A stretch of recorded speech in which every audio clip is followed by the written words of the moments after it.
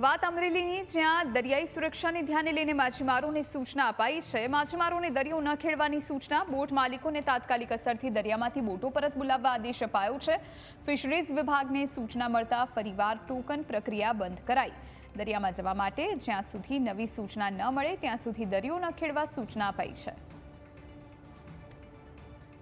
તો દરિયામાં ન જવા માટે સૂચના આપવામાં આવી છે। જ્યાં સુધી નવી સૂચના ન આપવામાં આવે ત્યાં સુધી માછીમારોને દરિયો ન ખેડવાની સૂચના અપાઈ છે।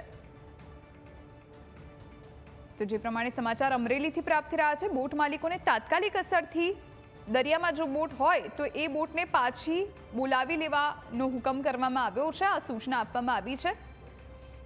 દરિયાઈ સુરક્ષાને ધ્યાનમાં રાખી અને માછીમારોને આ સૂચના અપાઈ। સંવાદદાતા દશરથ આપણી સાથે ફોન લાઈન પર જોડાયા છે। દશરથ, બોટ માલિકોને તાત્કાલિક અસરથી દરિયામાંથી બોટો પરત બોલાવવાનો આદેશ આપવામાં આવ્યો છે। દરિયાની સુરક્ષાને ધ્યાનમાં લઈને આ નિર્ણય લેવાયો છે, શું જાણકારી? જુહી, દરિયાની સુરક્ષાને ધ્યાને લઈ માછીમારોને તમામ બોટો તાત્કાલિક બોલાવવા આદેશ આપી દેવામાં આવ્યો છે ને ફિશરીઝ વિભાગે સૂચના મળતા ફરીવાર ટોકન પ્રક્રિયા પણ બંધ કરી દેવામાં આવી છે ને દરિયાનો કોઈ દુરુપયોગ ન કરી શકે અને આતંકી પ્રવૃત્તિ ન કરે તે માટે થઈને તકેદારીના ભાગરૂપે આ છે તે બોટો બોલાવવામાં આવી છે ને જાફરાબાદ, ચાંદ બંદર, ધારા બંદર, સિયાર બેટ અને નવા બંદર સહિત બંદરો પર તાત્કાલિક તમામ બોટો બોલાવવાનો આદેશ આપી દેવામાં આવ્યો। ત્યારે દરિયામાં કોઈએ જવા માટે જ્યાં સુધી સૂચના ન મળે ત્યાં સુધી કોઈ દરિયો ન ખેડવાની પણ સૂચના તંત્ર દ્વારા આપવામાં આવી છે।